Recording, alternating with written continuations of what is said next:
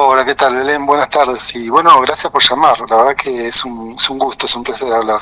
Bueno, Walter, en principio, un poco contar a la audiencia, o bueno, recordar, reforzar, ¿cuál fue el rol de Julio Argentino Roca en el marco del... Me imagino que ya sé que ahí podrías dar una clase de 2 horas o cátedras o libros en relación a esto, pero ¿cómo puedes sintetizar cuál fue el rol de Julio Argentino Roca en el marco del genocidio contra los pueblos originarios? Bueno, evidentemente es un rol clave, pero fundamentalmente porque la carrera política de Roca eligió el evento de la campaña del desierto como el gran evento, ¿no?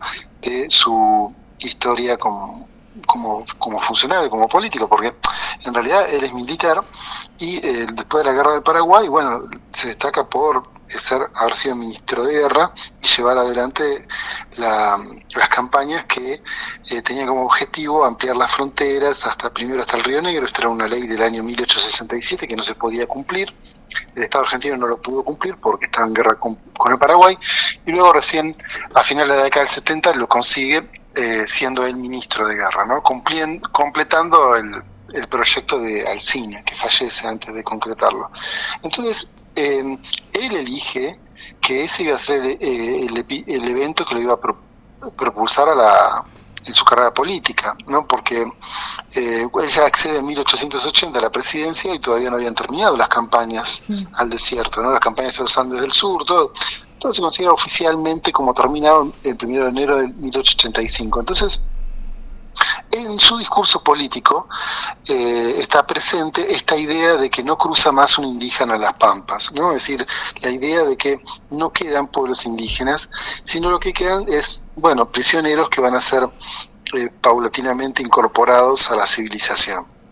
Entonces, ese es el momento fundante también de una fuerza política, el Partido Autonomista Nacional, que se consolida como un bloque de poder con alianzas con sectores de poder de la Ciudad de Buenos Aires y también de distintas sectores de poder de distintas provincias. Recordemos que él era tucumano, ¿no? Y de hecho, ya siendo ministro de guerra, ofrece prisioneros como fuerza de trabajo a los empresarios de Tucumán. Entonces, a partir de allí es que ese evento queda, digamos, seleccionado, elegido y convertido en lo que lo conocemos lamentablemente hasta el día de hoy. Es decir, fíjate que se plantea que es una campaña hasta incluso incruenta, ¿no? Un avance de la civilización, que tenía que ver con completar la tarea de civilización iniciada por los españoles, ahora para ese momento por las fuerzas argentinas. Entonces es ahí que elige que sea representativo de sus antecedentes. Luego, claramente, tiene una serie de medidas y gestiones en sus 2 presidencias y también como parte fundamental de ese partido autónomo que, digamos, gobernó durante más de 4 décadas. Bueno, tiene, digamos, una serie de acciones y gestiones con las cuales se vincula su presidencia, con la modernización argentina, etcétera, etcétera. Pero bueno, esto a lo que nos referimos nosotros y a lo que se refiere la estatua es precisamente la política hacia los pueblos originarios, que fue esta que decimos antes, es decir, declarar su inexistencia en la sociedad nacional y plantear una serie de medidas destinadas a la concentración, reparto, traslados y utilización de la fuerza a los prisioneros indígenas como fuerza de trabajo. Esto implicó separación de familias, implicó borramiento de identidades y bueno, y obviamente, ¿no? Este desarraigo de la población hacia otros rincones del país. ¿Cómo fue que se instaló en el centro cívico la estatua en su honor? ¿Cuándo? ¿Quiénes la instalaron? Bueno, eso este último tiempo ha quedado mucho más claro, ¿no? Porque incluso, bueno, esto se supo por hijo del propio Estrada, que fue el arquitecto que diseñó el centro cívico y que no tenía y no incorporaba la estatua como en ese espacio central, que era una plaza seca, sino que fue, digamos, una idea de Bustillo, que era el presidente de Parques Nacionales, para obtener fondos, porque en ese momento, bueno, el vicepresidente era el hijo de Roca, ¿no? Célebre también por la firma del Tratado Roca-Ranciman, ¿no? Que es asegurar en un momento de crisis del Imperio Británico, asegurar que a los capitales británicos que iban a seguir obteniendo rédito en sus inversiones locales. Bueno, y ese vicepresidente, el hijo de Roca, es el que financia este proyecto. Y ahí es cuando se incorpora la estatua, y bueno, también en un contexto, la década del 30, la llamada década infame, en la cual, bueno, también se erigieron algunas otras estatuas y cuestas de Roca, como por ejemplo la Diagonal Sur, ¿no?, en la ciudad de Buenos Aires, que es la más grande de todas. Entonces, a veces hoy a la mañana me estaban planteando, ¿no?, que esto es un proyecto político. Bueno, a ver, un proyecto político fue colocar la estatua de Roca, ¿no? Es decir, y un proyecto político era el de Roca, de elegirla como el gran evento, ¿no?, el gran antecedente para llegar a la presidencia. Es decir, hay una decisión política allí, y hoy lo que está ocurriendo es, bueno, se está debatiendo cosas que antes no se podían, ¿no? Es decir, y esto en nuestra sociedad es, bueno, qué tipo de imágenes, qué tipo de eventos queremos conmemorar y en qué lugar dejarlo, ¿no? Creo que no es una cancelación a un personaje histórico ni hablar de ello, sino todo lo contrario, es hablar de un aspecto que estaba oculto o poco mencionado de este personaje y este periodo, pero porque estaba oculto y poco mencionado en la historiografía argentina. Es decir, no había tesis, no había investigaciones, proyectos en la historiografía argentina que hablaran de qué había pasado con la población después de la campaña hacia el desierto.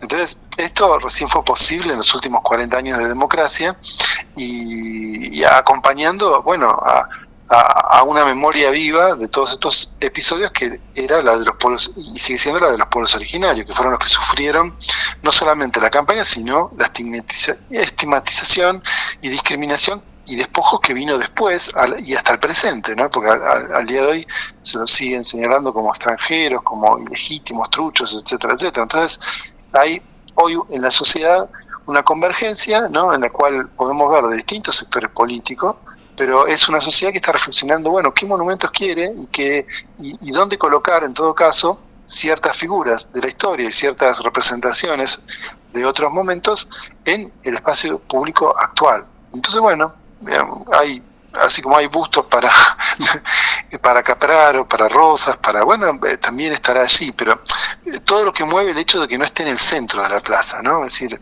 son solo unos metros que se va a mover una estatua, y bueno, eso ya genera un gran dolor de panza para algunos, pero en realidad una historia de bronce que cruje, ¿no? Es decir, ¿qué era esa historia de bronce? Bueno, un discurso político particular, el del Partido Autonomista, el del propio Roca, su hijo, su proyecto político, que, bueno, se niega a desaparecer, a correrse de un costado, ¿no? Básicamente esa sería la imagen.